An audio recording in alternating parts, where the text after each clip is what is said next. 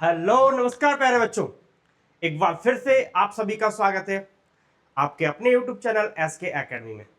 आज के video lecture में हम लोग जो पढ़ने वाले हैं बहुत ही इंपॉर्टेंट, बहुत ही इमेजिनेशन और बहुत इजी मेथड के साथ 7.2 कुछ क्वेश्चंस मैंने इसके करा दिए हैं।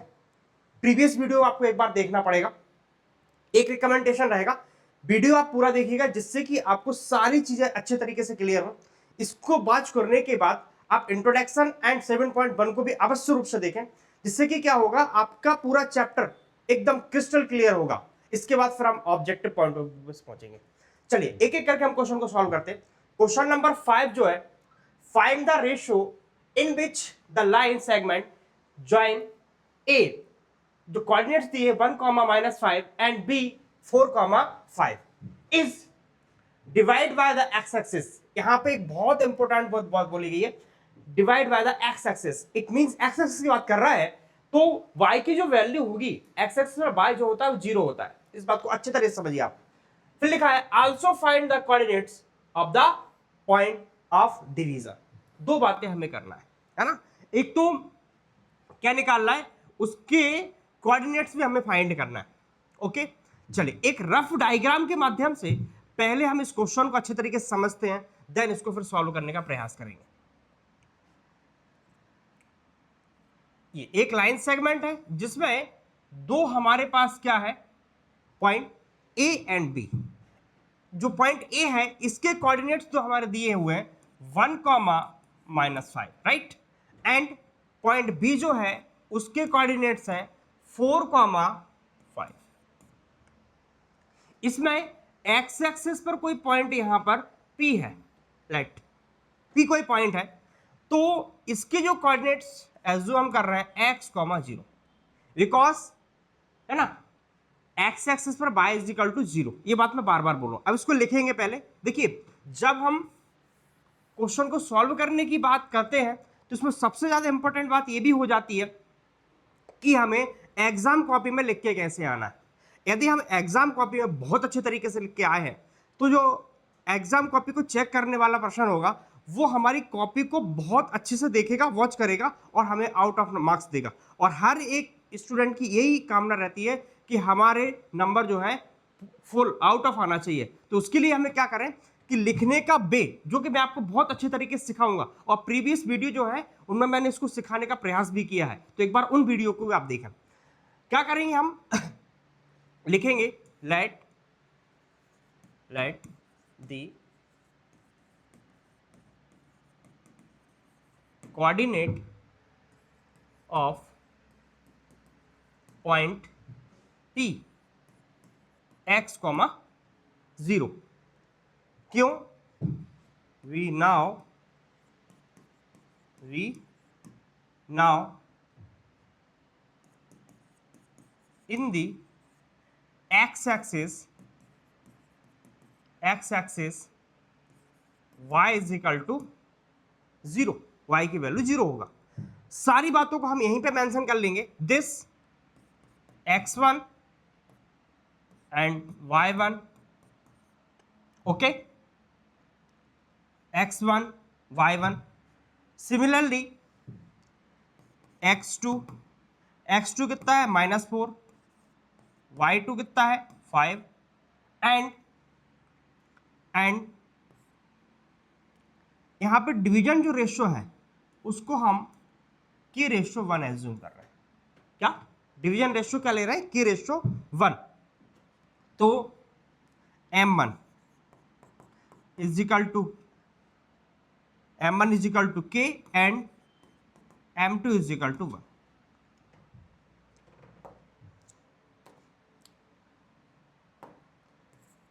यहां पर हमने रेशियो के बारे में नहीं लिखा है ना। एंड रेशियो क्या होगा, के रेशियो 1। अब हम डिवीजन फॉर्मूले का यूज करेंगे और फर्स्टली हम यूज करेंगे y का, बिकॉज हमें यहां से इसका रेशियो बहुत आसानी से मिल जाएगा। ठीक है, तो y = मैंने फॉर्मूला याद कराने की आपको एक बहुत बेहतरीन ट्रिक बताई थी। y = क्या है, my plus my upon M plus M,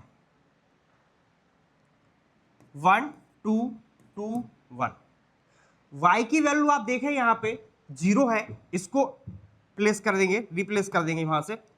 m1 सारी वैल्यू आपके पास यहां पे लिखी हुई है, m1 के इंटू y2, ध्यान से देखिए y2 5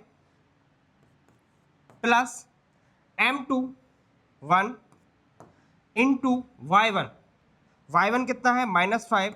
जब माइनस सिंबल लगा रहे हैं तो इस बात का बहुत विशेष ध्यान रखें कि हमें उसको सिस्टमेटिक लिखना है, अदरवाइज क्वेश्चन गलत होने के चांस माइनस पे ज्यादा रहते हैं। यहाँ पे 1 2 था तो m1 के प्लस 1। अब इसको आगे सॉल्व करना बहुत ईजी है। देखिए कैसे करते हैं, सिंपल तरीके से हम क्वेश्चन करेंगे। मेरा मकसद ये है आपकी मैथ्स को बहुत ईजीएस्ट तरीके से सॉल्व कराना, आपको अच्छे तरीके से मैथ्स को सिखाना। मैं पूरा आपसे वादा करता हूं यदि आप मेरे साथ लगातार बने रहते हैं तो बहुत अच्छे तरीके से हम लोग मिलकर मैथ्स सीखेंगे। चलिए आगे बढ़ते हैं। क्या करेंगे बेटा, ये k प्लस 1 जो है ना, ये जीरो के साथ जाएगा। जीरो के साथ जैसे ही कोई नंबर जाता है मल्टीप्लाई में जाएगा या डिवाइडेशन में, जीरो ही होना है उसे, तो ये जीरो हो गया, बहुत आसान हो गया अभी हमारे लिए। इजिकल टू बेटा k का 5 के साथ मल्टीप्लाई हुआ, 5k ये प्लस का माइनस के साथ मल्टीप्लाई होगा तो ये माइनस। ओके, अब ये माइनस जो 5 है इधर आएगा। ओके, साइड चेंज होगी तो साइन ऑटोमेटिकली चेंज होगा।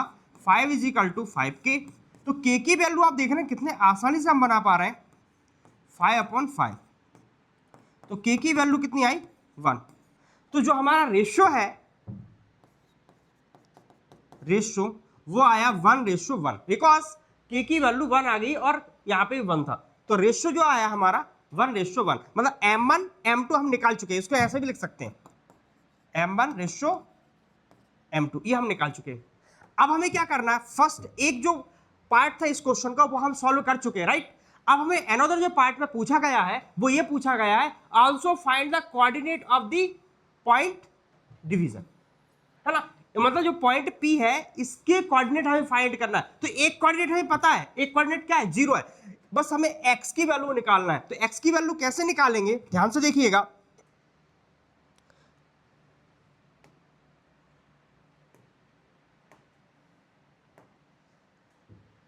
x की वैल्यू निकालने के लिए फॉर्मूला हमारे पास है, फॉर्मूला अच्छे से याद हो इसके लिए मैंने एक अलग से सेपरेट वीडियो बनाई है, introduction.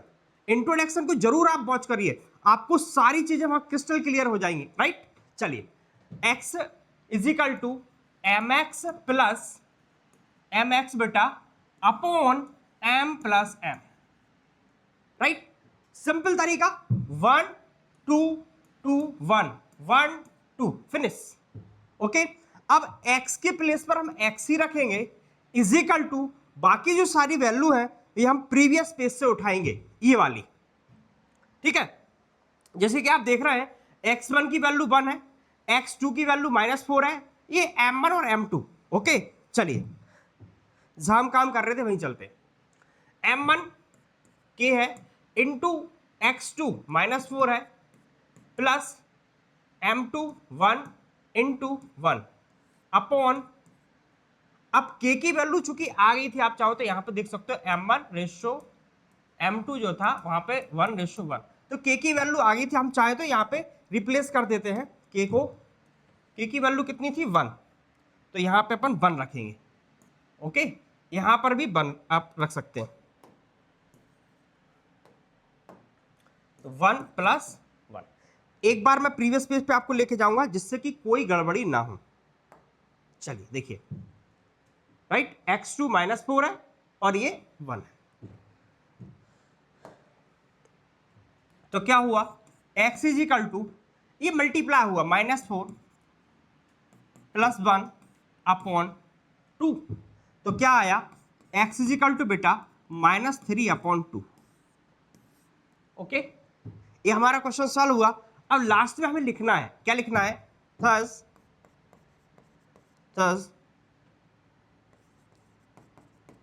Ratio of line segment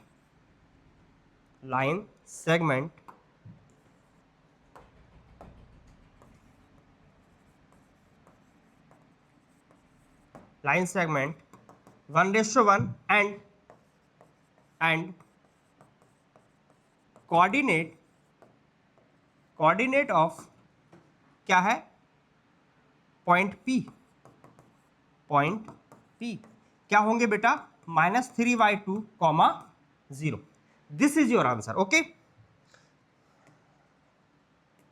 next question, बहुत ही प्यारा क्वेश्चन है, बहुत अच्छा क्वेश्चन है.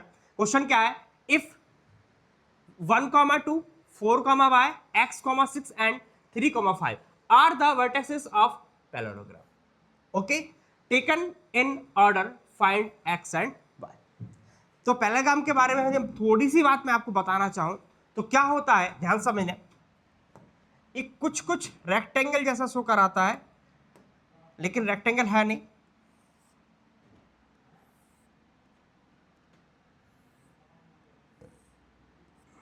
ये डायगोनल का थोड़ा अपन यहाँ पे नीड लगेगा, इसलिए हम डायगोनल को यहाँ पे बना रहे हैं.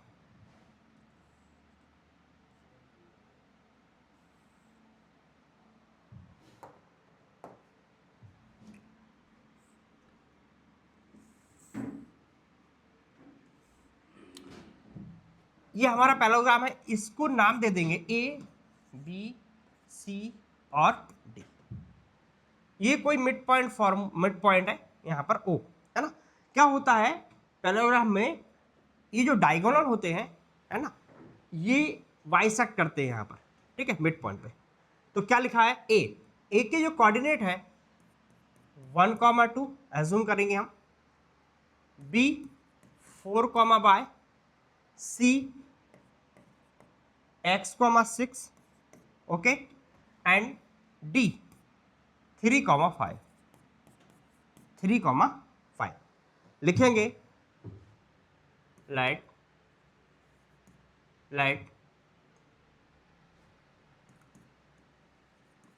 vertex of A parallelogram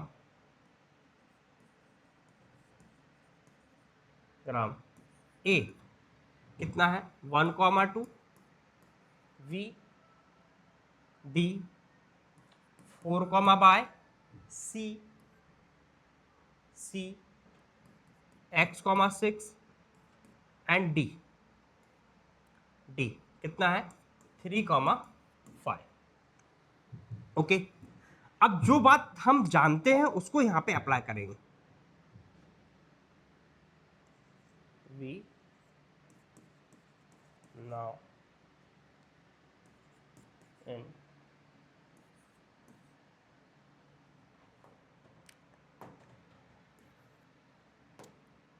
in parallelogram both diagonal are bisect क्या है, मिड पॉइंट, है ना. तो वो बात मैंने जो लिखा वो ये लिखा है कि जो पैरेललोग्राम है उनके दोनों जो डायगोनल होंगे वो बाइसेक्ट करेंगे मिड पॉइंट. ओके, तो मिड पॉइंट फॉर्मूला यहाँ पे अप्लाई होगा. क्या होगा, मिड पॉइंट फॉर्मूला होगा. तो diagonal of AC is equal to diagonal of क्या है, BD. तो डायगोनल ऑफ AC में जब मिड पॉइंट में लगाऊंगा तो देखिए एक बात ध्यान रखना, मिड पॉइंट फॉर्मूला क्या होता है, x1 plus x2 upon 2 and y1 plus y2 upon 2. मेरे प्यारे बच्चों यहां ध्यान से देखें, जब मैं AC के लिए बात कर रहा हूं तो this x1 and y1, x2 y2. Similarly जब मैं BD के लिए बात करूंगा तो x1 y1, x2 y2, इसको फॉलो करेंगे अपन. तो देखो x1 क्या है, 1 plus x1 x2 x upon 2, similarly 2 plus 2 + 6/2 is equal to diagonal of B D 4 + 3y2 comma y + 5y2। अब आपने बहुत ध्यान से देखा होगा कि करस्पॉन्डिंग जो पार्ट्स होते हैं वो इक्वल होते हैं, करस्पॉन्डिंग एलिमेंट जो होते हैं वो इक्वल होते हैं। तो उस सिचुएशन को हम यहाँ पे फॉलो करेंगे। ओके, तो करस्पॉन्डिंग यदि देखा जाए तो मैं यहाँ पे पेन चेंज करके आपको बता रहा हूँ, ये जो है इसके इक्वल होगा, सिमिलरली ये इसके इक्वल होगा, राइट। तो कैसे करेंगे, देखें 1 + x/y2 is equal to 4 + 3y2, ऐसे ही 2 + 6y2 is equal to y + 5/2। अब आसान है, बहुत इजी, इससे ये कैंसिल आउट हुआ बेटा, 1 + x is equal to 7, right, 7 ये उधर चला जाएगा तो x की जो वैल्यू आई है 7 - 1 in the sense x is equal to 6। Similar यहाँ पर होना है, ये कैंसिल आउट हुआ, ये दोनों ऐड हो जाएंगे प्लस होने के बाद y + 5। मेरे को ओनली y की वैल्यू चाहिए तो y इज इक्वल टू मेरे पास होगा 8 - 5, it means y is equal to 3। तो आप यहाँ पर देख पा रहे हैं कितने ईजीएस्ट तरीके से मैंने x और y की वैल्यू निकाली, और यही मेरे क्वेश्चन का आंसर था। तो मैं लास्ट में लिखूंगा थस वैल्यू ऑफ x कितना है 6 and y is equal to 3। This is your my answer.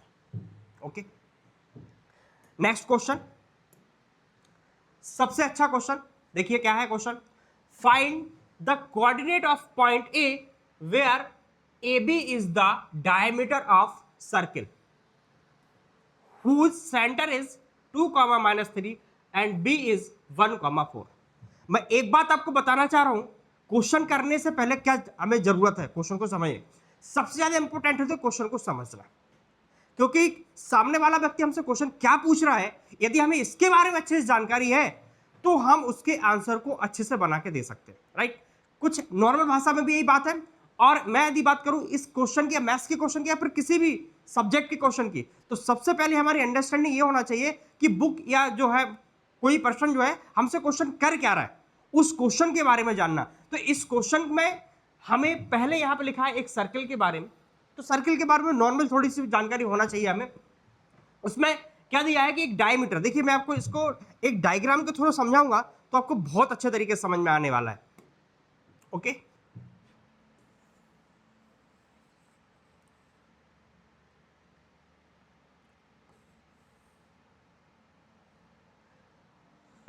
तो बेटा ये एक सर्किल है, एक सर्किल।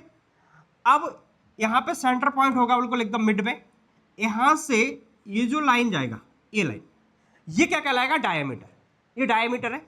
तो डायमीटर पे इधर की साइड एक पॉइंट ए है, अनदर पॉइंट बी है सरकमफ्रेंस पे। ओके, जो हमारा सेंटर पॉइंट है ओ है। अब वो कुछ बातें बोल रहा है, आगे देखें, find the coordinate of point A. Point A के कोऑर्डिनेट फाइंड करना है where A B is the diameter. A B क्या है बेटा, diameter of circle, centre is 2, -3। अब जो बात वो बोल रहा है वो लिखते जाएंगे, सेंटर, राइट। तो सेंटर ये है, तो सेंटर कितना होगा मेरे प्यारे बच्चों, ये होगा 2, -3 एंड बी, वी कितना है 1, 4। तो पॉइंट ए के कोऑर्डिनेट मेरे को निकालना है, राइट। तो इसको मैं एज्यूम करता हूं, इसको मैं लिखता हूं x1, y1। तो लिखेंगे यहां पे एक लाइन, राइट,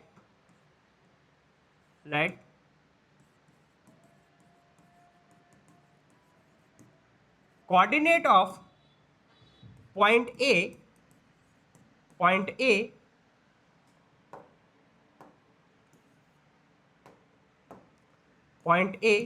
क्या होंगे, x1, y1।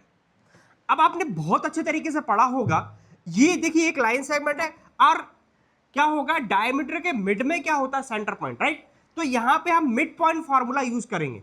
क्या करेंगे, मिड पॉइंट फार्मूला। तो मिड पॉइंट फार्मूला क्या होता है, ध्यान से देखें।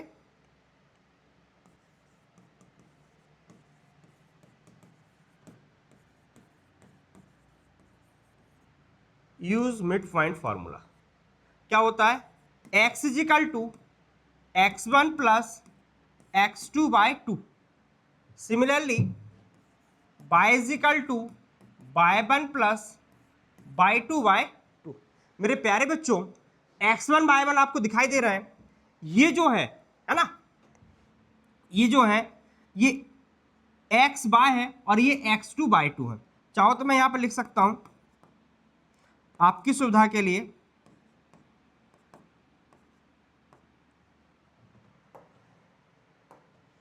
क्वेश्चन अच्छे से समझ में आना चाहिए, मेरा उद्देश्य ये है।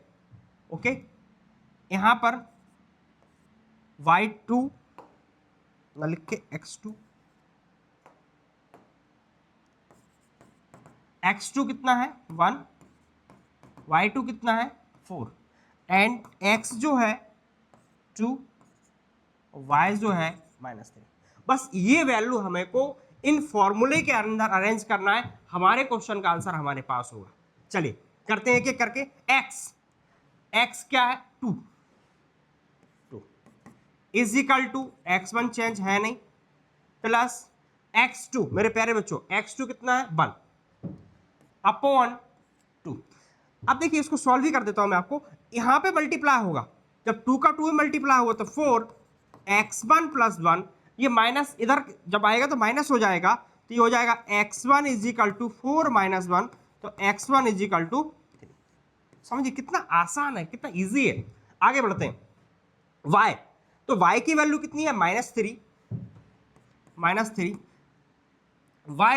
y1 चेंज होना नहीं है, y2 4 अपॉन 2।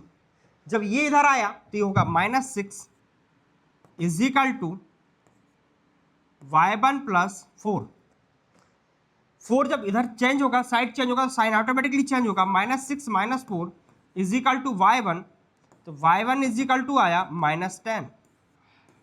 तो आप देख रहे हैं x1 y1 दोनों की वैल्यू मैं निकाल पाया। मेरे को अब क्या चाहिए, मेरे को चाहिए था कोऑर्डिनेट ऑफ पॉइंट ए। तो कोऑर्डिनेट ऑफ पॉइंट जो ए होगा, थस कोऑर्डिनेट ऑफ पॉइंट ए ये होगा 3, -10। दिस इज योर आंसर बेटा। Next question, move on next question. Next question बहुत ही प्यारा क्वेश्चन है, सिंपल क्वेश्चन है। पहले हम क्वेश्चन को अच्छे तरह से रीड करते हैं, अंडरस्टैंडिंग बनाते हैं, देन उसके बाद उसको सॉल्व कर देंगे।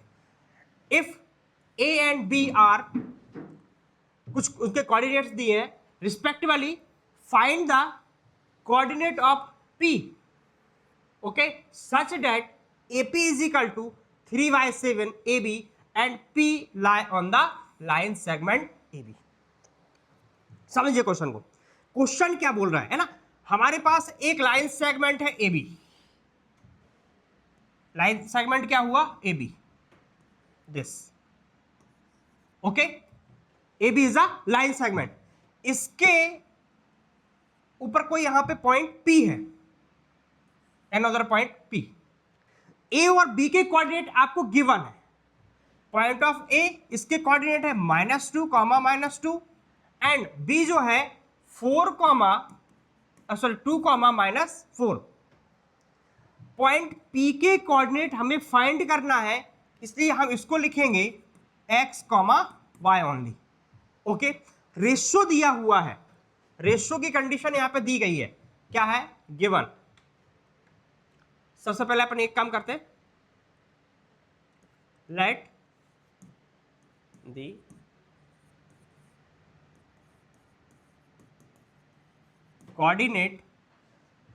कोऑर्डिनेट ऑफ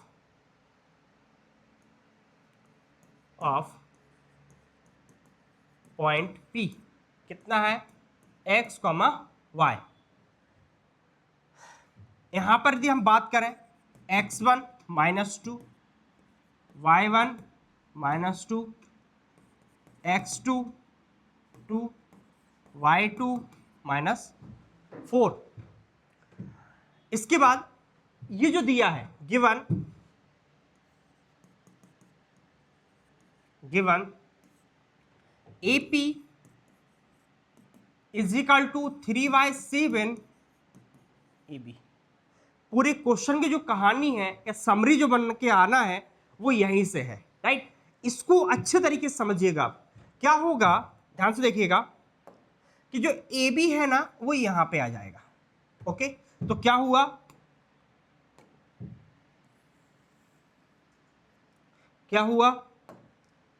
ये होगा AP upon AB, AP upon AB 3/7। अब आपको इंडिकेट हो रहा होगा कि AP जो है वो 3 है, AP क्या है, 3 है। एकदम क्रिस्टल क्लियर तरीके से समझाने का प्रयास कर रहा हूं मैं।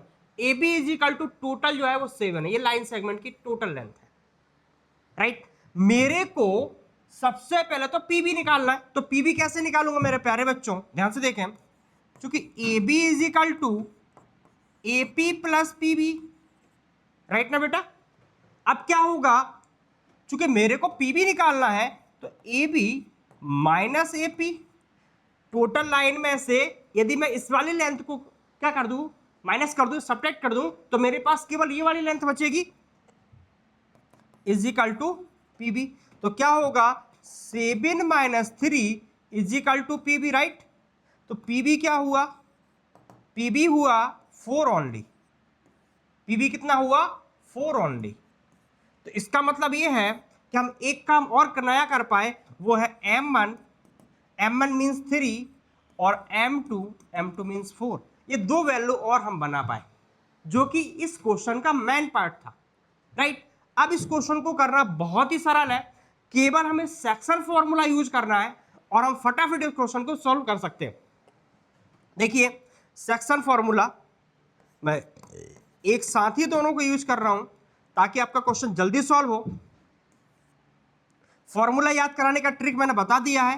क्या करेंगे, mx plus mx upon m plus m बेटा, कॉमा जब बाय के लिए करेंगे तो m y plus m y m plus m, simple. अब नंबरिंग करना है, देखिए 1 2 2 1 और 1 2, फॉर्मूला बनके आपका तैयार हुआ। सिमिलरली 1 2 2 1 1 2, ये भी आपका फॉर्मूला बनके कंप्लीट हुआ। मेरे को केवल कोऑर्डिनेट्स निकालना है, बस इससे मुझे मतलब है। तो क्या होगा, m1, राइट। अभी हमारे पास m1 की वैल्यू है 3 कॉमा x2 कितना है 2 plus m2 4 into x1, right, x1 minus 2 upon 3 plus 4, comma ऐसे ही m1 3 into y2 minus 4 plus m2 कितना है 4 into y1 minus 2 upon 3 plus 4 बेटा। अब मैं इसी को नेक्स्ट स्लाइड पे लेके जाऊंगा ताकि अच्छे से मैं आपको इस क्वेश्चन को सॉल्व करा सकूं।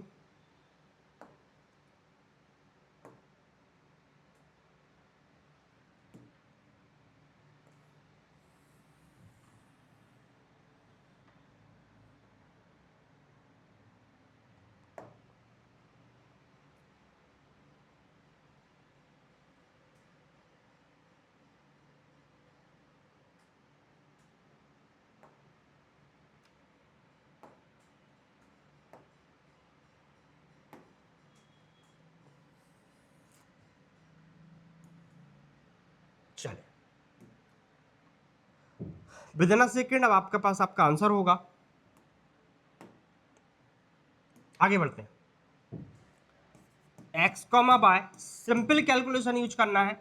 3 2 जा 6, पॉजिटिव का नेगेटिव में मल्टीप्लाई हुआ, 2 4 जा 8 अपॉन 7 कॉमा ये कितना हो जाएगा -12 प्लस का माइनस से मल्टीप्लाई होगा, अनदर फिर से माइनस आएगा 4 टू जा 8 upon 7।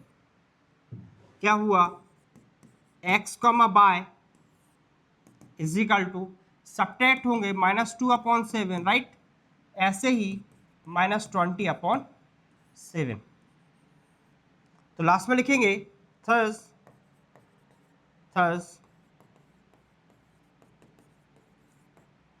Coordinate of point P, coordinate of point P कितना होगा, -2/7 कॉमा -20/7। तो आप देख पा रहे हैं हर एक क्वेश्चन को हम कितने सिंपल मेथड के साथ सॉल्व कर सकते हैं। बस हमें हमारा अप्रोच अच्छे तरीके से पता होना चाहिए। हमारी स्किल को मजबूत बनाने के लिए जरूरी है कि हम इसको प्रैक्टिस में लेके आए। चलिए आगे बढ़ते हैं। Question number 9। मेरे प्यारे बच्चों, मैं क्वेश्चन नंबर 9 से पहले आपको 10th कराना चाहता हूं, क्योंकि 9 एंड 2 दोनों क्वेश्चन एक जैसे हैं, मैं एक साथ ही कराऊंगा। चलिए, find the area of rhombus. क्या, find the area of rhombus if its vertex are, दिए हुए कुछ, टेकन इन ऑर्डर। अब यहाँ पे देखो हिंट भी लिखा हुआ है, area of rhombus half product of two diagonal at product of its diagonal. ठीक है, तो रोम्बस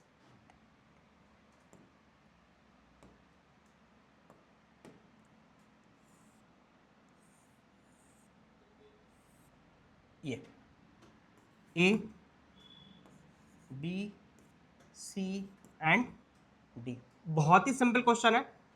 3,0 3,0 4,5 -1,4 एंड -2, -1। This first diagonal and second diagonal लिखेंगे। लेट वर्टेक्स ऑफ क्या, रोम्बस, रोम्बस ए कितना है 3,0, B 4,5, C -1,4 and D D क्या है, -2, -1। ओके, फर्स्टली हम AC निकालेंगे। AC कैसे निकालेंगे, याद आ रहा है? AC हम निकालेंगे डिस्टेंस फॉर्मूले की हेल्प से, है ना। तो diagonal of AC, diagonal of AC। तो AC को निकालने के लिए हमारे पास जो फॉर्मूला है, x2 - x1 whole square plus y2 - y1 whole square, पूरा 7.1 यदि मैं कहूं तो वो इसी फॉर्मूले बेस्ड है, राइट। तो AC थोड़ा बेटा फास्ट करूंगा, ध्यान रखना।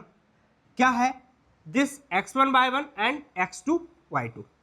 तो -1 -3 whole square plus y2 4 -0 whole square.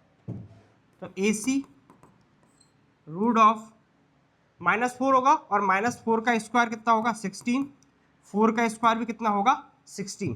तो मैं इसको ऐसे लिख सकता हूँ, सिंपल हो जाएगा, √2 × 16। तो ये बाहर निकल आएगा। तो AC की जो मेरे पास फाइनल वैल्यू आई वो आई 4√2, ये मेरे पास है, AC आया। सिमिलरली मैं क्या निकाल पाऊंगा, BC। तो BC भी निकाल लेते हैं।